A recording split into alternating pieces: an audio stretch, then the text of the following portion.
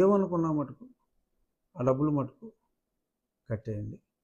తర్వాత ఇంకొక కర్మ గురించి మనం మాట్లాడుకోవాలి అంటే, మరి ఏదైతే మీరు అవతల వాళ్ళకి జరగాలి అని కోరుకున్నారో అది ఇమీడియట్గా తిరిగి వచ్చేయటం అనేది ప్రస్తుతం మనం కళ్ళారా చూస్తున్న సంగతి. మీరు ప్రతిపక్ష హోదా కూడా చంద్రబాబు నాయుడు గారికి అరాకొర 23 స్థానాలు ఆయనకు వస్తాయి పాపం.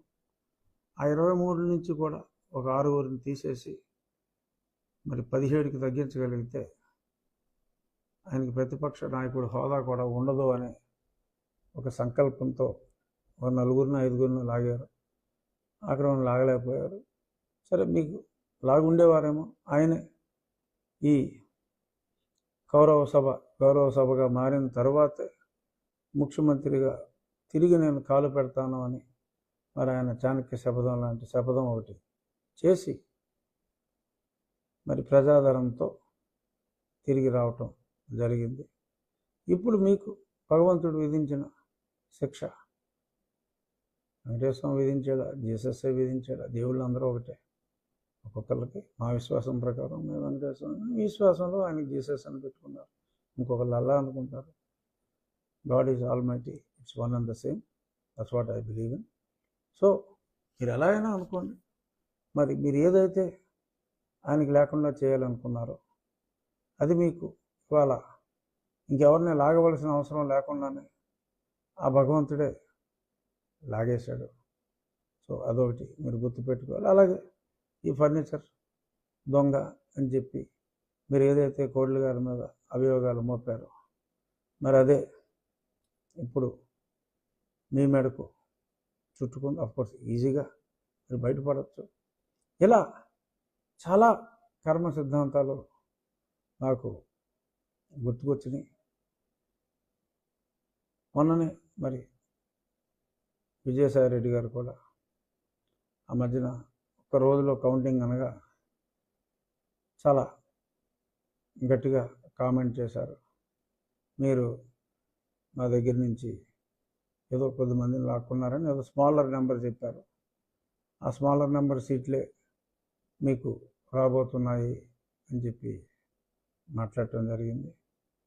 మరి ఆల్మోస్ట్ కాస్కో ఇష్కో అటు ఇటుగా, అంటే కాస్త కోస్త అటు ఇటుగా మరి మీకు భగవంతుడు ఆ సీట్లే ఇచ్చాడు. మరి పెద్దిరెడ్డి గారు చంద్రబాబు నాయుడు గారిని ఓడించేస్తాం అని మరి ఆయన ఒక 20,000 ఓట్లు చేర్చారట తమిళనాడు వాళ్ళని. ఆ ఓట్లు చూసుకుని మరి ఆయన్ని ఓడిస్తానన్నారు. సరే, ఈయన మరి ఆయన స్వామి అయ్యప్ప భక్తుడు, మరి ఏ దేవుడు కాపాడాడో నాకు తెలియదు. కానీ ఏదో ముక్కుతూ మూలుగుతూ ఓ 4,500 ఓట్ల మెజారిటీతో మరి ఆయన బయటపడటం జరిగింది. కానీ మరి ఏ చంద్రబాబు నాయుడు గారిని అయితే అక్కడికి రానివ్వనని చెప్పి మరి ఆయన అప్పుడు గొడవలు చేయించారు. మరి ఇప్పుడు ఆయన నియోజకవర్గంలోనే ఆయన అడుగు పెడతానికి వీల్లేదు అని చెప్పి మరి కొంతమంది కొంతమంది కాదు, కొన్ని వేల మంది వారి నిరసనని తెలియజేయడం జరిగింది. ఎందుకంటే అవమానం ఒక ప్రజానాయకుడికి ఏముంటుంది? మరి అన్ని సంవత్సరాలు అక్కడ ఉండి మరి అక్కడ ప్రజలే వేల సంఖ్యలో, ఏదో 10 మంది 20 మంది అంటే ఏదో ఎవడో సొమ్ములు ఇచ్చి గొడవ చేయించాడు అనుకోవచ్చు. వేల సంఖ్యలో అక్కడికి వచ్చి గెట్ అవుట్ అని అన్నారు. అంటే మరి గతంలో పెద్దిరెడ్డి గారు ఏదైతే చేశారో మరి అదే మరి ఆయనకే తగులుకుంది అని అనుకోవటానికి ఇది నిదర్శనం. అలాగే మరి నా నియోజకవర్గంలో కూడా మరి కొంతమంది ఎమ్మెల్యేలు నా గురించి, మంత్రులు, మొన్నటిదాకా తాజా మాజీలు, అంతకుముందు మాజీలు కూడా మరి నా ఇల్లుని మొదలు కొట్టాలనుకున్నారు. ఇంకెన్నో అవాకులు చవాకులు నోటుకొచ్చినట్టుగా మాట్లాడారు.